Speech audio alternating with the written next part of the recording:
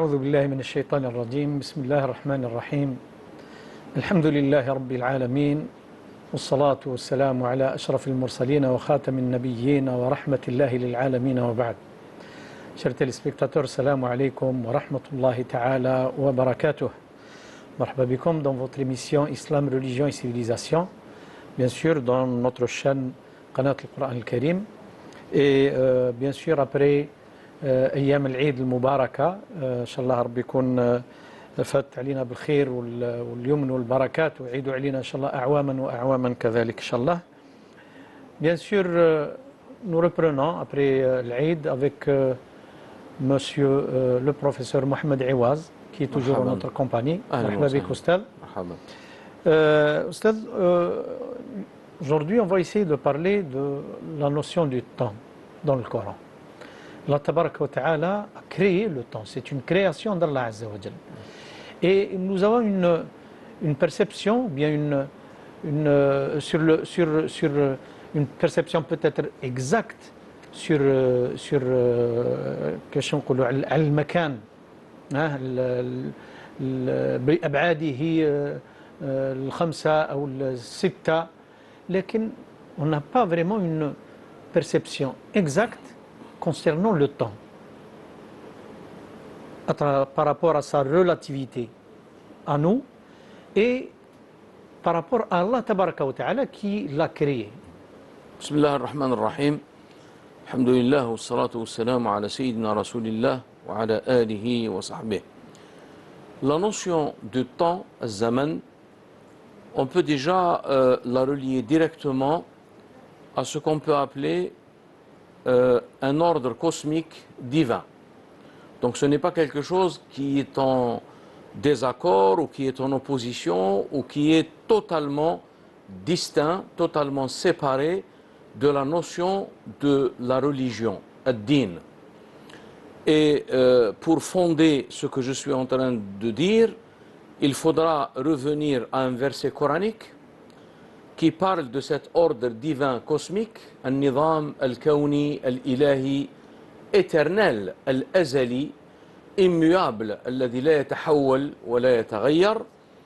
Et c'est le verset, fi qawlihi tabaraka wa ta'ala, parlant du temps relatif et le temps en tant que, je dirais, notion conventionnelle qui donne la possibilité aux humains d'évaluer le temps en rapport avec des phénomènes cosmiques tels que le Soleil, tels que la Lune, la rotation du Soleil, de la Terre autour de son axe elle-même pendant 24 heures pour donner lieu à cet ordre, un aspect de cet ordre divin qui est l'alternance du jour et de la nuit, que le Coran considère comme étant un signe de la grandeur divine et qui nous interpelle pour méditer sur ce phénomène.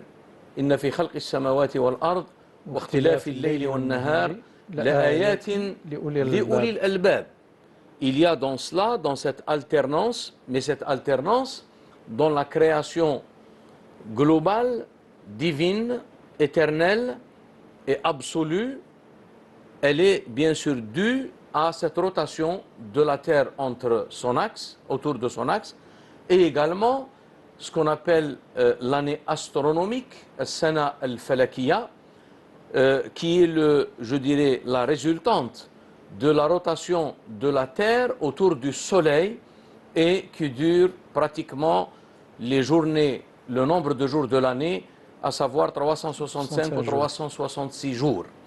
Donc voilà comment on peut déjà introduire le fait que le Coran, en tant que révélation divine, met en rapport la question de ces phénomènes cosmiques qui sont une création divine, qui sont des signes de la grandeur divine, et quant à l'évaluation du temps, qu'il est réparti en des mois, en des années, le mois est réparti en 4 semaines, tout cela également obéit et représente la résultante de certains phénomènes qui est en rapport soit avec le soleil ou bien soit avec la lune. J'ouvre une parenthèse ici pour dire que c'est la raison pour laquelle Allah tabaraka wa ta'ala a fait que certains rites islamiques, comme la prière, qui a été recommandée à la Mecque, donc elle est articulée autour d'un calendrier solaire, ou autour de la rotation du soleil, ou la marche du soleil. Ce qui n'est pas le cas pour tous les autres rites de l'islam, y compris l'aumône légale, le jeûne, le pèlerinage, et on peut étendre cela également à beaucoup de normes juridiques, ahkam shar'iyya, dont l'articulation lunaire est le principe fondamental. Par exemple, le délai de viduité d'une femme qui perd son mari, le délai de viduité, al-idda, d'une femme qui est divorcée, tout cela doit être évalué à partir d'un calendrier lunaire. Et certains savants disent que le monde doit exister dans une harmonie entre l'ordre cosmique et l'ordre humain. À travers cette pratique des rites islamiques, dans la planète tout entière, à des moments pratiquement différents. Mais sachant que, par exemple, le rite de la prière, il ne s'arrête jamais. À n'importe quel moment, il y a dans un lieu donné et à un moment donné, il y a la pratique de la prière. Et cette prière ininterrompue dans le monde, dans le sens du monde en tant qu'espace géographique, est illustrée par le tour et le tawaf, les tournées rituelles autour de la Kaaba qui ne s'arrêtent pas. Et donc, le rapport entre cet ordre cosmique et cet ordre humain, est en quelque sorte, comme le disent certains savants, une forme d'une influence à travers une baraka pour maintenir cette harmonie entre deux domaines de la manifestation de la vérité absolue. Ces deux domaines de la manifestation de la vérité absolue, nous avons le verset coranique Sanurihim ayatina fil afaqi wa fi anfusihim hatta yatabayyana lahum annahu al-haq. Nous leur montrerons nos signes dans les horizons et dans leurs âmes afin qu'ils s'aperçoivent qu'il est la vérité. Ne suffit-il pas que ton Seigneur est témoin sur toute chose? أولم يكفي بربك أنه على كل شيء شهيد. Et donc, ce point peut être relié directement à ce verset et un autre verset qui est plus explicite. وهو قوله تعالى إن عدة الشهور عند الله 12 شهرا. Alors on se pose la question, quel est le rapport entre le fait que le Coran nous montre et nous apprend et nous enseigne l'année, le nombre de mois durant l'année et les 4 mois qui sont considérés comme des mois sacrés, al-ashhur al-hurum. Justement, professeur, est-ce que ça a été créé par Allah tabaraka wa ta'ala, هذا التقسيم هذا cette fragmentation هل داخل في قوله تبارك وتعالى وعلم آدم الأسماء كلها, ça veut dire ça a été la création d'Allah et l'apprentissage d'Adam à travers la divinité. C'est une loi cosmique, divine, éternelle, qui a été établie de toute éternité. D'ailleurs, le verset, quand il parle « Inna iddat ash-shuhuri inda Allahi 12 shahran fi kitabillah ». Ici, selon le Qurtubi, par exemple, et plusieurs exégètes, « fi kitabillah », ce n'est pas le Coran. Fi kitabillah, c'est l'Lawh al-Mahfouz, la table gardée. Et cette table gardée, si vous voulez, c'est une table sur laquelle est inscrit toute chose. Et donc, le monde dans lequel nous vivons n'est rien d'autre que la manifestation de ce qui a été de toute éternité inscrit dans cette table gardée. Alors je reviens au verset Inna iddat ash-shuhur, le nombre des mois. Inna iddat ash-shuhur inda Allahi 12 shahran. Donc il y a 12 mois. 12 shahran fi kitabillah. Mais pour nous montrer que ce n'est pas quelque chose qui est créé dans le temps, mais c'est quelque chose qui a été établi de toute éternité. Yawma khalaqa as-samawati wal-ard. C'est-à-dire le jour où Allah tabaraka wa ta'ala a créé les cieux et la terre, cet ordre était établi.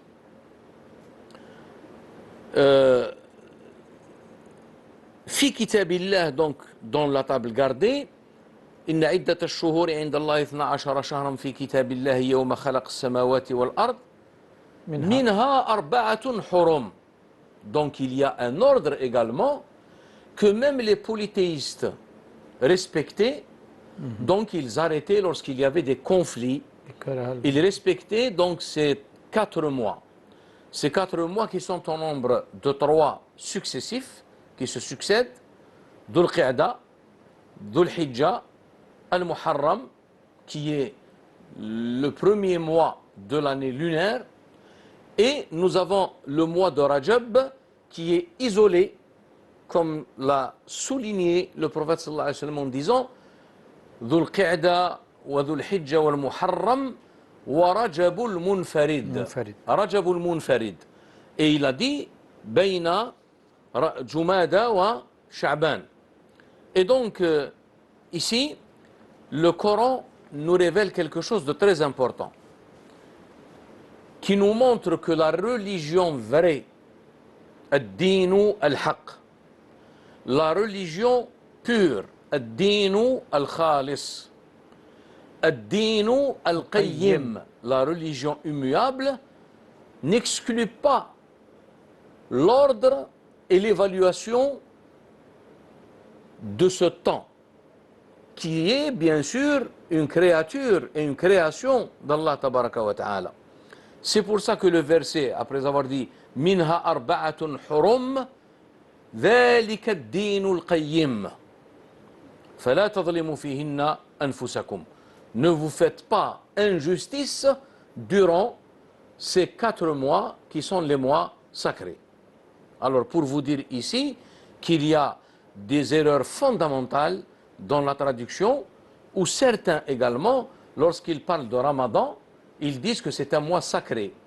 Le mois de Ramadan, religieusement et traditionnellement parlant, il n'est pas l'un des mois sacrés. Il est un mois béni, shahrun mubarakun, walakin, il n'est pas considéré techniquement parlant comme étant l'un des 4 mois sacrés, qui sont, je le répète, successivement Dhul Qa'da, Dhul Hijjah, Al-Muharram, premier mois de l'année lunaire, et il y a Rajab. Et Rajab, le Nabi sallallahu alayhi wa sallam ne s'est pas contenté de mentionner le mois de Rajab, mais il a ajouté une précision. Cette précision est la suivante: Wa Rajab alladhi bayna Jumada wa Sha'ban. Ça veut dire que si les polythéistes ne pouvaient pas pratiquer un nasi, le décalage, durant les 3 mois parce qu'ils se succèdent, ils ont essayé de le faire par rapport à un mois qui est décalé, isolé. Et donc le prophète sallallahu alayhi wa sallam, il l'a délimité.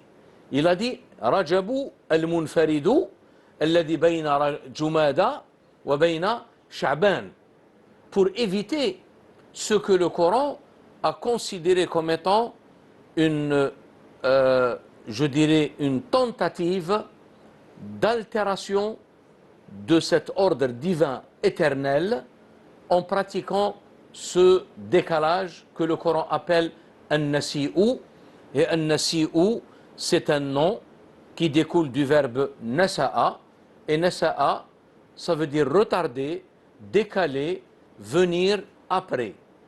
Et c'est pour cette raison que Nisa s'appelle un Nisa, un pluriel où il n'y a pas de singulier de la même racine, pour montrer que la femme a été ontologiquement, parce que là je ne parle pas d'infériorité et de supériorité, hein, ce n'est pas de cela qu'il s'agit. Il s'agit seulement d'un point de vue ontologique qu'Allah tabaraka wa ta'ala a créé Adam, l'homme, wa khalaqa minha zawjaha, donc la femme d'un point de vue ontologique. Elle est venue Mais après. la relation, elle est plutôt une relation complémentaire, mais elle n'est pas une relation de supériorité et d'infériorité comme tendent à l'expliquer ou à le comprendre certains gens. Je ne sais pas d'où ils ont tiré cette interprétation. Alors, donc là, il est clairement établi dans les versets que je viens de citer que la notion du temps, qu'il s'agisse de la notion relative du temps, qu'on peut appeler le zaman al-wad'i, la notion conventionnelle que le Coran a, dont le Coran a tenu compte lorsqu'il disait que, lorsqu'Allah tabaraka wa ta'ala dit dans le Coran, parlant du phénomène de le cycle lunaire et le cycle solaire, il dit لِتَعْلَمُوا عَدَدَ السِّنِينَ وَالْحِسَابِ, afin que vous sachiez le nombre des années et al-hisab et le calcul. Ça veut dire cette notion, c'est la notion relative et dont l'humanité et l'homme tirent profit pour organiser les affaires du monde temporel dans lequel nous vivons. Maintenant, il y a une autre notion qui est une notion qui dépasse la notion conventionnelle et qui est la notion métaphysique du temps. Qu'est-ce que le temps réellement? Parce que quand on essaye de méditer sur la notion du temps, est-ce qu'il existe réellement? Est-ce qu'il n'existe pas?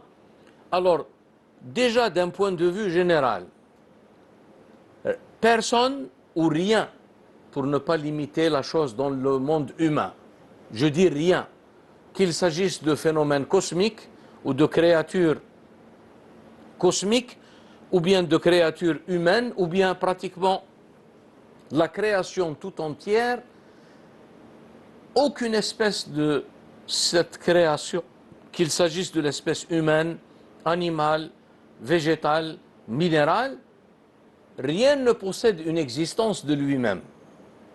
Donc pratiquement, rien n'existe réellement, si ce n'est Allah tabaraka wa ta'ala qui alimente. Et cette alimentation des créatures ou de la création tout entière par l'être, c'est elle qui donne cette notion, je dirais, métaphysique du temps, qui a été, je dirais, mentionnée d'une façon allusive. Bi lisani al-isharati. Et d'abord par voie d'allusion, ishara, par voie subtile, et deuxièmement, ce qui a été exprimé dans une catégorie de traditions. Et ces traditions, elles ont un caractère particulier, qui sont les traditions saintes, al-ahadith al-qudusiya, qui donnent pratiquement cette notion métaphysique absolue du temps, que rien n'existe si ce n'est Allah tabaraka wa ta'ala. Et là, la tradition nous révèle cela en disant: n'insultez pas le temps parce que je suis le temps. لا تسبوا الدهر فإني أنا الدهر. Alors ici bien sûr, أنا الدهر, pas dans le sens au-delà de المتصرف, je suis réellement الدهر. Ça veut dire que الدهر, le temps, tous les phénomènes qui sont inclus dans ce temps, quand on essaye de méditer, y compris le temps, on arrivera à rien d'autre que tout est manifestation d'Allah tabaraka wa ta'ala. ليس في الوجود إلا الله ولا موجود على الحقيقة إلا الله. Toutes ces sentences expriment cette vérité. Et cette vérité qui a été exprimée par l'un des grands poètes musulmans, Cheikh Sidi Abi Madian Al-Ghawth radiallahu anhu, quand il parlait de cette notion d'absolu, qu'en dehors d'Allah tabaraka wa ta'ala, il n'y a que l'illusion. Il disait Allah qul wa dharil wujuda wa ma hawa in kunta murtadan bulugha kamali فالكل دون الله إن حققته عدم. Tout est néant. Néant, pas dans le sens relatif, parce que dans le sens relatif, on voit bien les créatures qui nous entourent. Nous sommes et nous faisons partie de ces créatures.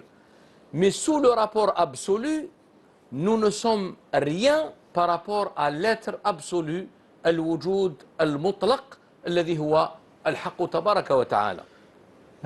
Si vous voulez, professeur, pour mieux comprendre, le temps est une créature d'Allah tabaraka wa ta'ala, et c'est une réalité qui est, par rapport à nous, relative, parce que quand on compare l'espace ou bien l'espace physique, on a une possibilité de manœuvrer dans cet espace. On peut aller en avant, on peut revenir en arrière, Oui, on peut rebrousser. oui, tout à fait. Par contre, dans le temps, on n'a pas cette possibilité. On a uniquement le présent, l'instant même dont on est conscient qu'il existe. C'est pour cette raison. Parce que le passé, on ne peut pas y revenir.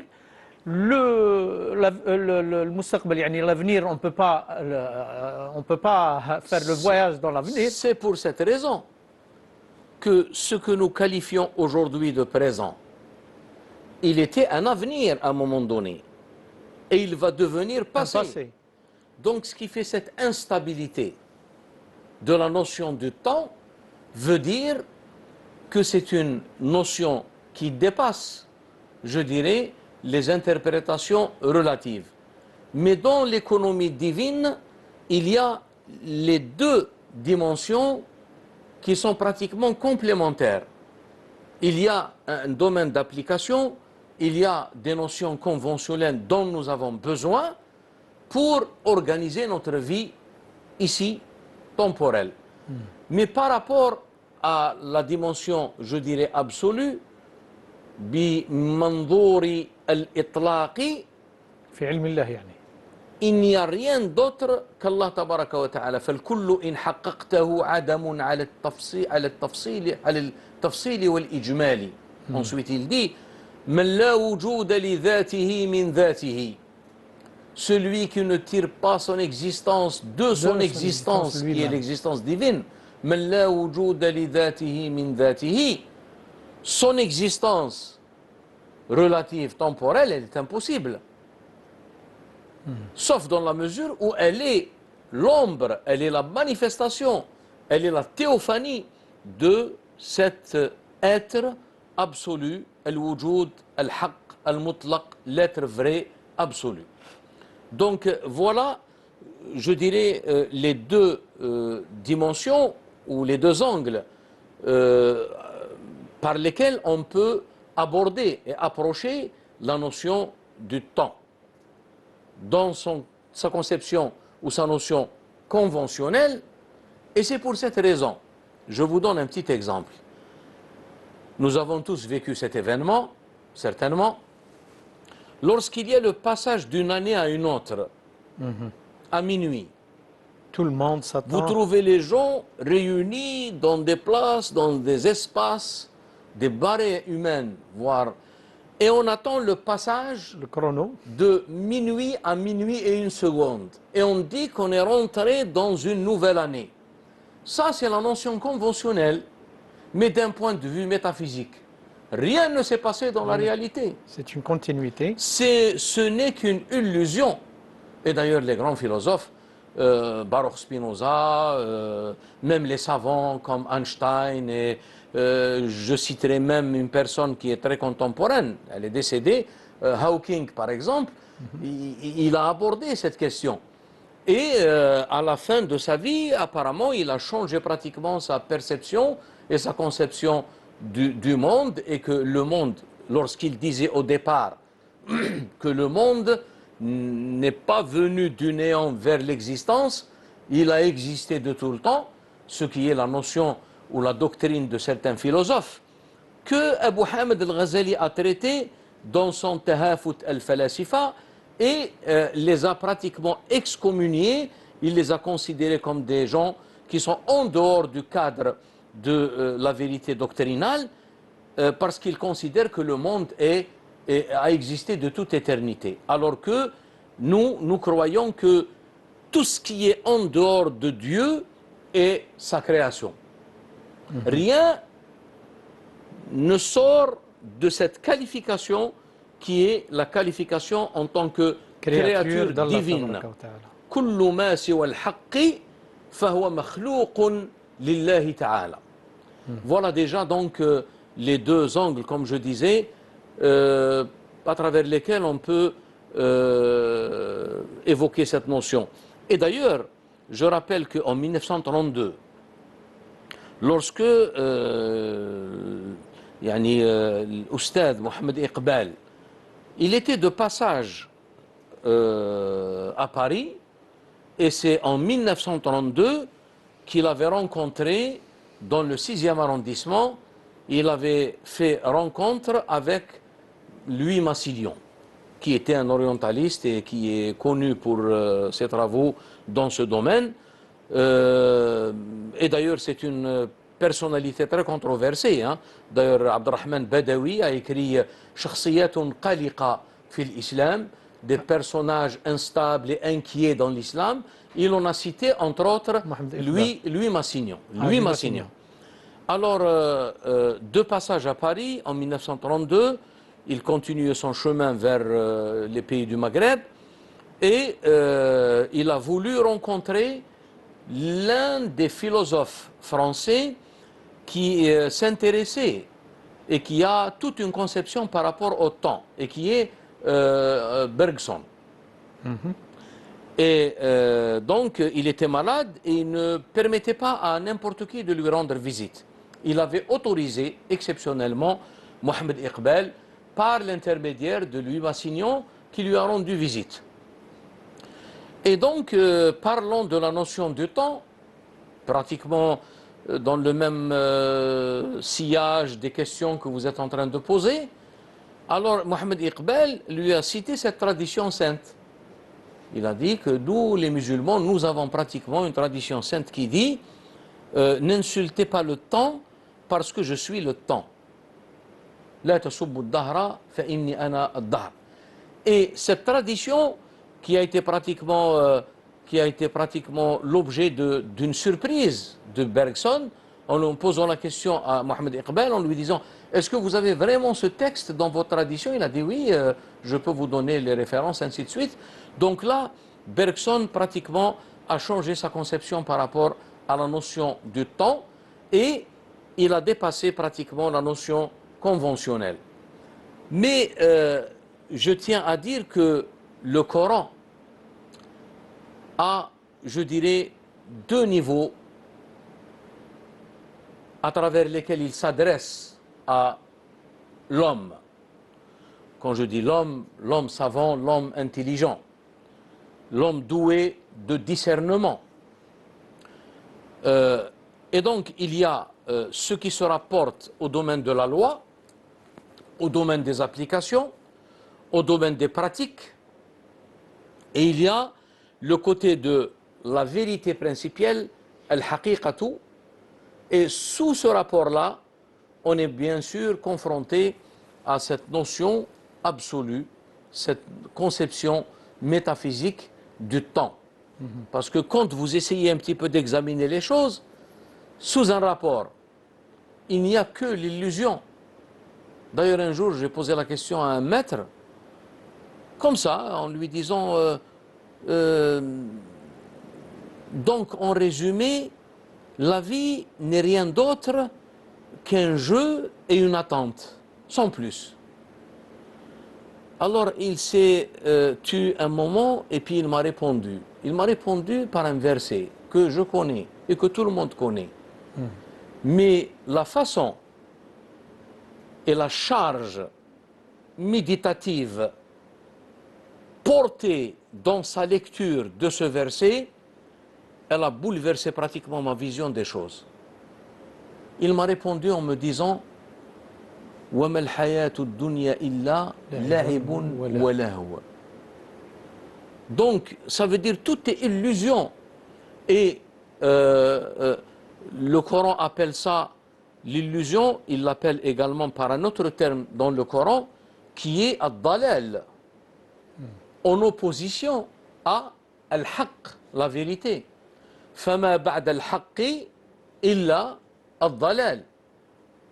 Le Coran, quand il parle de cette vérité absolue, y compris le temps lui-même, lorsqu'il parle des gens alladhina kafaru, et je précise que alladhina kafaru, ce ne sont pas les gens seulement qui sont des mécréants dans le sens où ils ne croient pas en Dieu et en une religion révélée, authentique, mais alladhina kafaru, parce que kafara veut dire occulter. Donc il y a des gens qui peuvent être même dans le cadre d'une religion, mais ils sont voilés à cette vérité. Cette vérité, lorsque le Coran nous dit مَثَلُ الَّذِينَ كَفَرُوا أَعْمَالُهُم, parce qu'on a l'impression que nous faisons, que nous accomplissons, que nous créons des choses, que nous créons des actes. Mais le Coran nous dit tout cela est dû au fait d'une illusion. Et si vous vous rapportez à l'unicité absolue, إذا رجعتم إلى التوحيد المطلق فإنكم تدركون أنه ليس في الوجود على الحقيقة إلا الله. Et tout le reste n'est que awham et des illusions. Donc le monde, dans son aspect global, il est un monde illusoire. Le Coran dit مثل الذين كفروا أعمالهم, les œuvres des gens mécréants ou les gens dans le sens qui sont même dans un cadre religieux mais qui sont voilés à cette vérité, je dirais spirituelle. كسراب بقيعة, comme un mirage.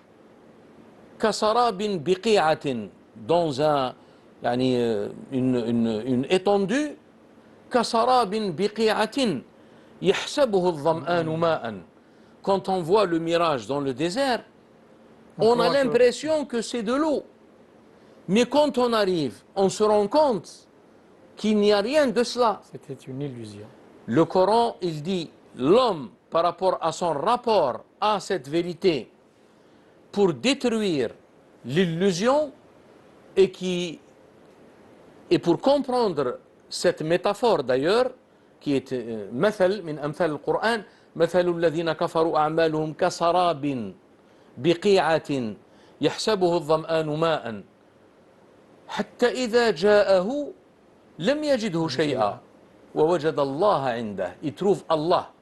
Ça veut dire dans la démarche, soit la démarche rationnelle, qui est celle des philosophes, qui est celle des théologiens, quand on essaye de suivre cette méthode d'argumentation rationnelle, en vérité, on arrive à la fin de réaliser que, en vérité, il n'y a que la vérité elle-même. Et tout ce qui est en dehors de cette vérité n'est qu'illusion. Et c'est pour cette raison que le Coran, à travers des métaphores différentes, parlant des actes des gens qui sont voilés à la vérité métaphysique, la vérité doctrinale, à la notion de tawhid absolu, tawhid al-mutlaq, lorsqu'il parle des œuvres de ces gens, il dit c'est exactement comme de la cendre qui a été prise dans une tempête. كرماد اشتدت به الريح في يوم عاصف لا يقدرون على شيء مما كسبوا.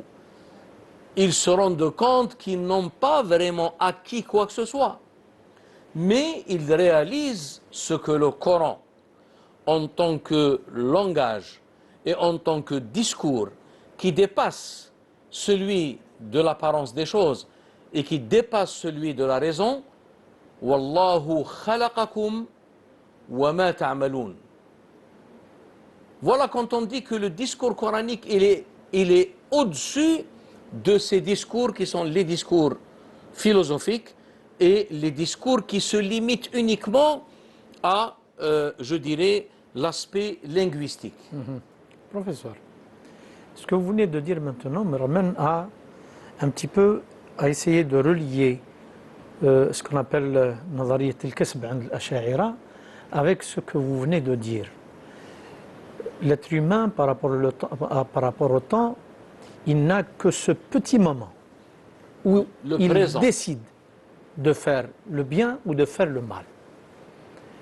Le temps qui est passé ne lui appartient pas, Et l'avenir non plus. Donc, cette fraction de seconde, je dirais, quelques centièmes de seconde, où on prend la décision et on choisit, hein, ce qui est appelé par le libre arbitre, on choisit d'aller à droite ou à gauche, de faire le bien ou de faire le mal. هذا اللحظة اللي اسمها الكسب الفعل في حد ذاته. Vous venez de citer l'acquisition, vous venez de citer l'aya الله خلقكم وما تعملون. Ça veut dire le mouvement lui-même, l'acte lui-même est création d'Allah tabaraka wa ta'ala, et par rapport au temps, vous ne vivez que ce petit instant. Donc, je pense qu'on n'est pas sur la même longueur d'onde. Moi, je dirais même le temps présent ne nous appartient pas. Justement, c'est ce que je voulais arriver à ça. Est-ce que réellement cet instant nous appartient? L'école ash'arite ou l'école maturidite, ou disons les écoles théologiques, ils sont partis, ils sont allés jusqu'au bout par rapport à la capacité ou de ce que peut percevoir la raison. L'aql.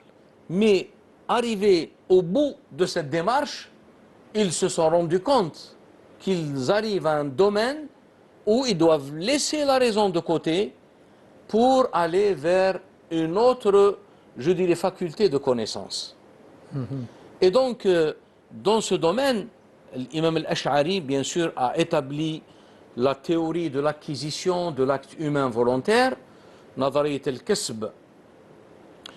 Et donc, l'acte humain volontaire, ils ont dit que il y a la responsabilité individuelle, il y a la responsabilité religieuse, al-mas'ouliya, mais il y a d'un autre côté la création absolue d'Allah tabaraka wa ta'ala.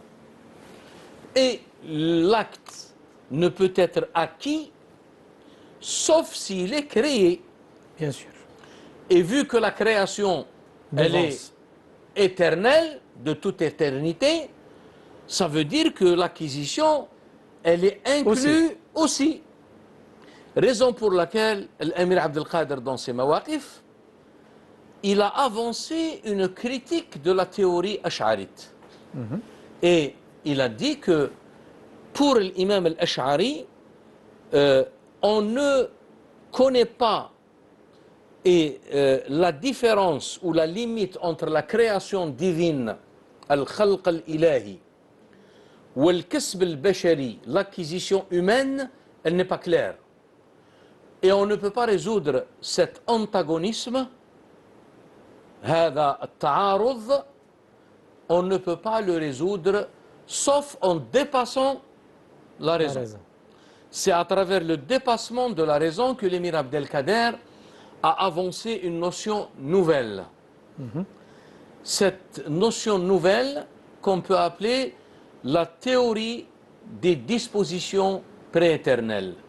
Nazariyatu al-isti'dadati al-azaliya.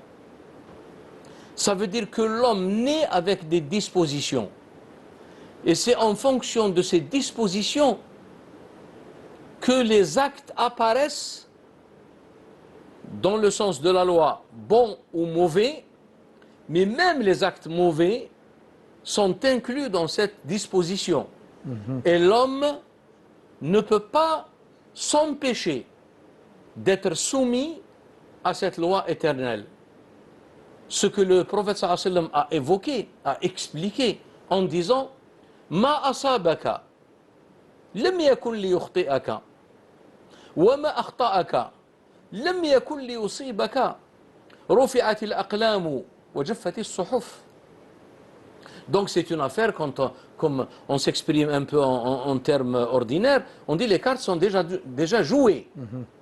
Alors justement l'un des compagnons du prophète sallallahu alayhi wa sallam, méditant sur cette question, est venu le voir en lui disant, voyez-vous, ô prophète d'Allah alayhi wa sallam, voyez-vous les actes que nous accomplissons? Est-ce que ce sont des choses que nous entamons dans le temps, ou bien c'est des choses qui ont été décidées de toute éternité? أهو أمر قد فرغ منه أم هو مما يستأنفه الناس؟ فقال بل هو أمر قد فرغ منه في الأزل. Bien sûr. Donc, la question qui se pose, قال ففيما العمل إذن يا رسول الله? Pourquoi alors on se soucie de faire du... Ah, là. Il lui a répondu, قال اعملوا. Et il a fait allusion à cette théorie dont l'émir Abdelkader a donné une brève interprétation dans les Mawaqif, en disant اعملوا كلكم ميسر لما خلق له. Chacun d'entre vous lui sera facilité ce pourquoi il a été créé. فييسر أهل الخير للخير وييسر أهل الشر للشر. Ça s'inscrit dans la sagesse divine, dans la vision absolue de l'unicité d'Allah Tabaraka wa Ta'ala, et aussi dans la justice divine, al-adl al-ilahi. Et le fait que cela repose sur des dispositions avec lesquelles on est et on arrive dans ce monde, mais la personne, même en étant sujet à, je dirais, à accomplir des bonnes œuvres et des mauvaises œuvres, dans les deux cas, il faut qu'il sache que et les bonnes œuvres et les mauvaises sont une création d'Allah Tabaraka wa Ta'ala.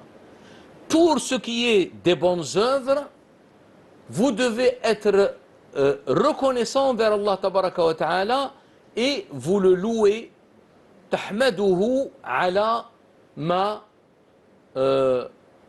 tafaddala bihi alayka wa tastaghfiru lima baraza minka. Et c'est pour cette raison que l'imam Sidi Boubedine, lorsque il parle de cette question du comportement humain, les deux, je dirais, options de ce comportement, le bon et le mauvais, ne sortent pas du cadre de la sagesse divine et de sa justice et de son équité.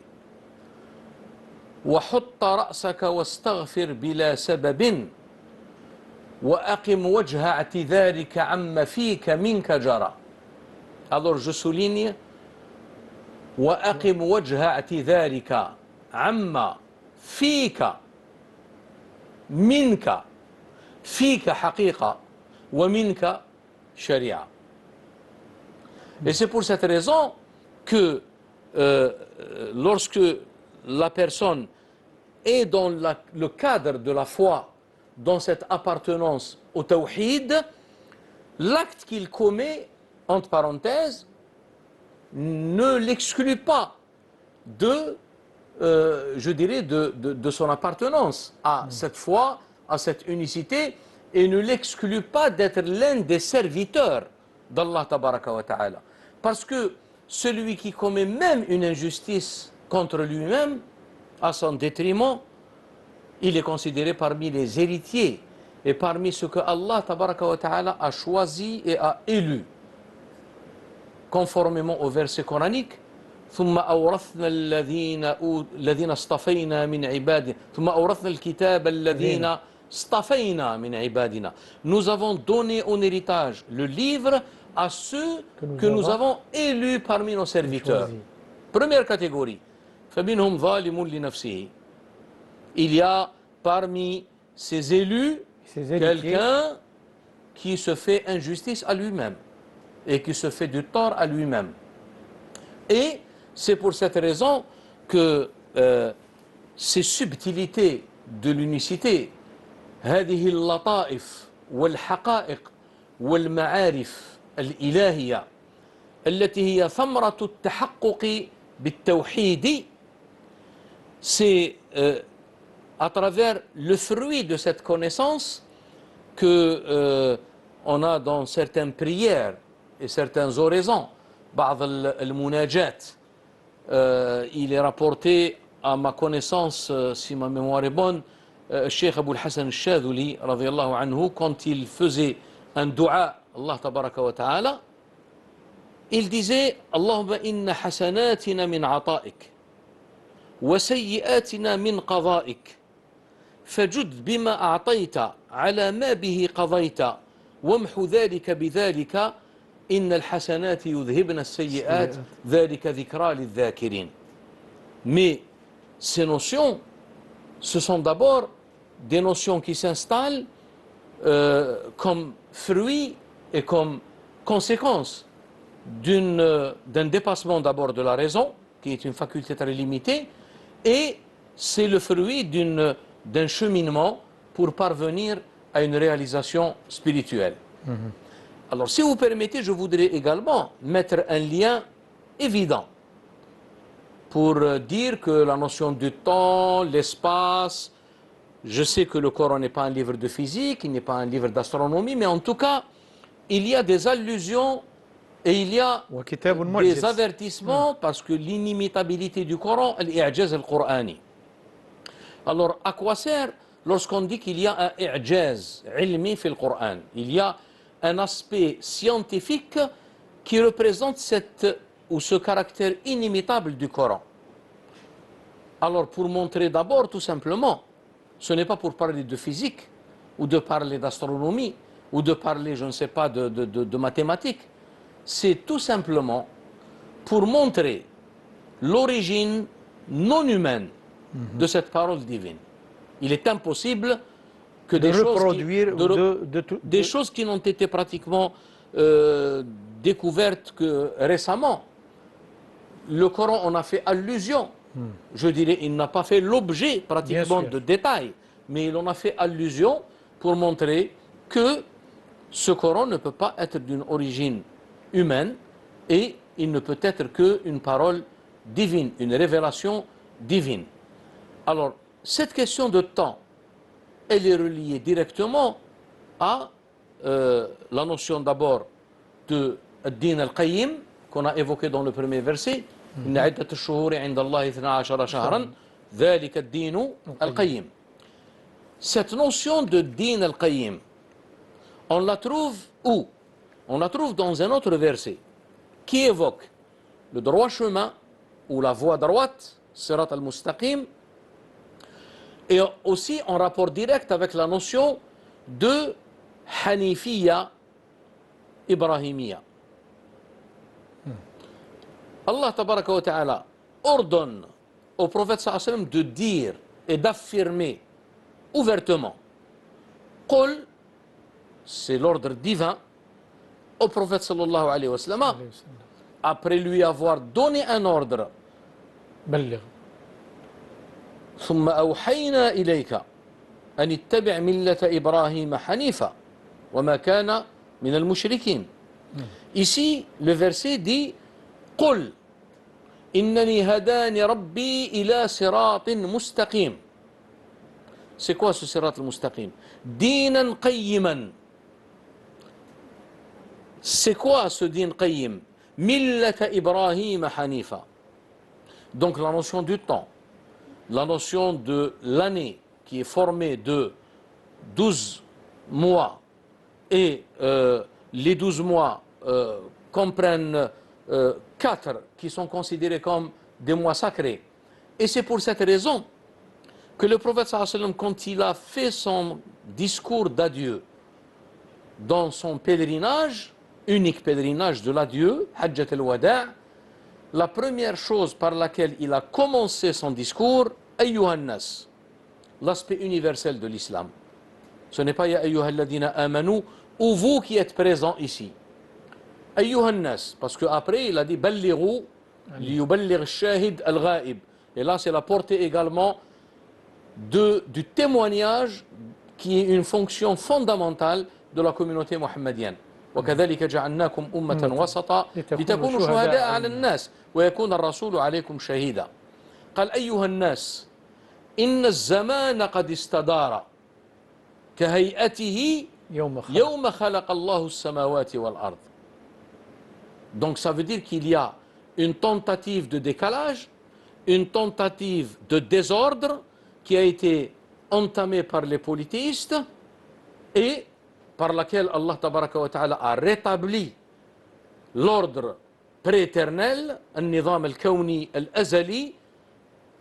السنة 12 شهرا منها 4 حرم 3 متوالية ورجب المنفرد. Donc vous voyez que la notion de temps n'est pas une affaire, je dirais banale ou ordinaire, mais seulement il y a différentes approches, différentes, différents degrés de perception de cette notion quand on l'apprend sur le plan pratique, sur le plan qui a un rapport avec l'organisation de notre vie temporelle, ou bien alors il y a l'autre dimension qui est la dimension absolue, la dimension métaphysique, lorsqu'on essaye un petit peu d'aller dans les profondeurs des choses pour comprendre que dans le monde, dans la vie, il y a une seule vérité absolue qui ne bouge pas et qui est immuable et qui est insoupçonnable, c'est Allah. Tout le reste est discutable. C'est pour cette raison qu'Allah tabaraka ta'ala قال قل الله ثم ذرهم في خوضهم يلعبون. Ils sont en train de jouer. La vérité, c'est que Allah Azza wa Jal, et d'ailleurs, lorsque Allah se qualifie lui-même pour nous enseigner ses valeurs et ses connaissances, quand vous entendez Allah tabaraka wa ta'ala dire هو الأول والآخر والظاهر والباطن, alors dites-moi qu'est-ce qu'il y a en dehors, qu'est-ce qu'il peut y avoir en dehors de cela? Absolument rien. Il n'y a que lui. Et c'est là le sens, je dirais, subtil et profond de la parole consacrée La ilaha illallah. Vous croyez que Nabi sallallahu alayhi wa sallam a été, je dirais, on s'est opposé à lui, on l'a traité pratiquement de tous les noms parce qu'il a ramené cette vérité uniquement parce que c'est une parole qu'on répète comme ça par la langue. Ils ont compris en tant qu'Arabes et le Coran révélé en leur langue, qui sont les experts de la langue arabe, ils ont compris que toutes les divinités, toutes les attaches doivent être détruites. Et d'ailleurs parce qu'elles n'ont pas d'existence réelle. Et là, le Coran aussi, par rapport aux autres traditions précédentes, il y avait l'idolâtrie qui était manifestée à travers l'adoration de divinités concrètes. Il y avait des statues, il y avait des... Chacun, il constituait quelque chose qu'il prenait pour divinité. Le Coran, quand il est venu, il a élargi la notion du polythéisme. Ce n'est pas uniquement quelque chose qui est en rapport avec quelque chose de formel, une forme, une statue, une stèle, non. Il a étendu la notion de polythéisme à l'intérieur de l'homme. Celui qui obéit à ses passions, c'est comme s'il est en train de prendre sa passion comme divinité. Afara'ayta man ittakhadha ilahahu hawa.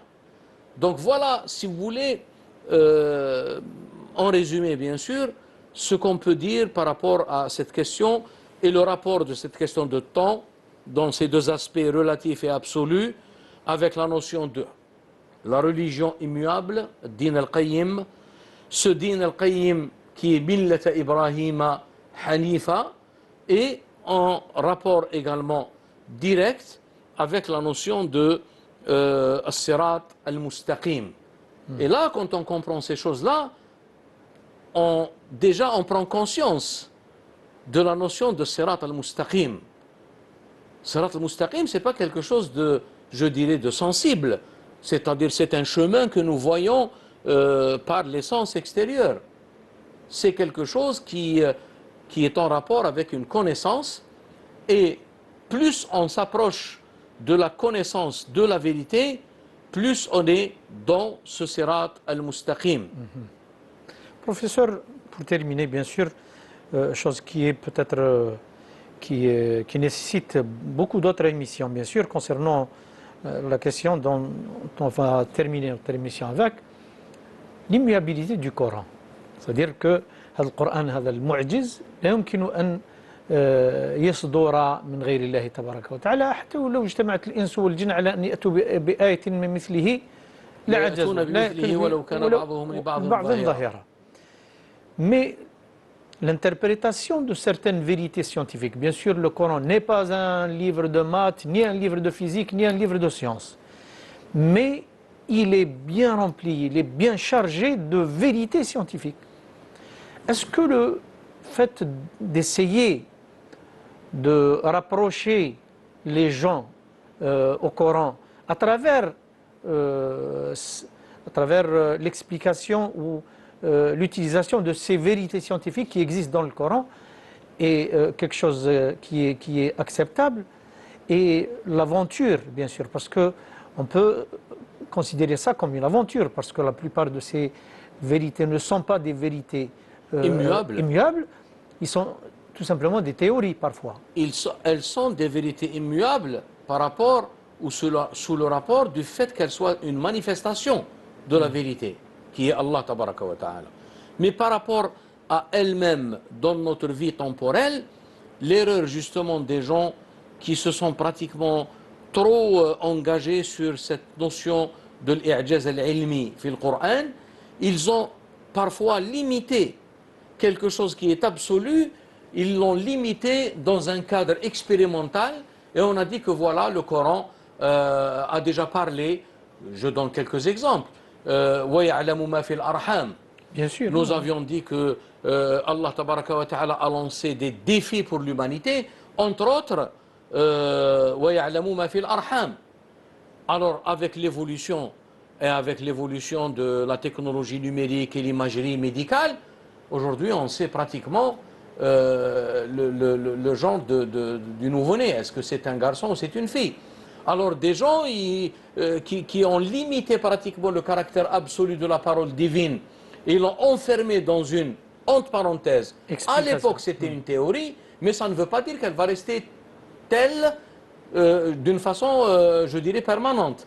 Et c'est pour cette raison que nous disons qu'il faut prendre la notion de l'inimitabilité du Coran, al-i'jaz al-ilmi lil Coran, sous son aspect des phénomènes scientifiques avec prudence, et on le prend comme justement une preuve que l'origine de cette révélation ne peut pas être une origine humaine, mais bel et bien une origine divine. Professeur, barakallahu fik, inshallah نكونوا انتفعنا بهذا التوضيحات اللي مديتها. Toutes ces explications seront inchallah bénéfiques à nos téléspectateurs. Inch'Allah, on espère vous revoir samedi, Inch'Allah, à la même heure, bien sûr. Barakallahu fikum wa salamu alaykum wa rahmatullahi ta'ala.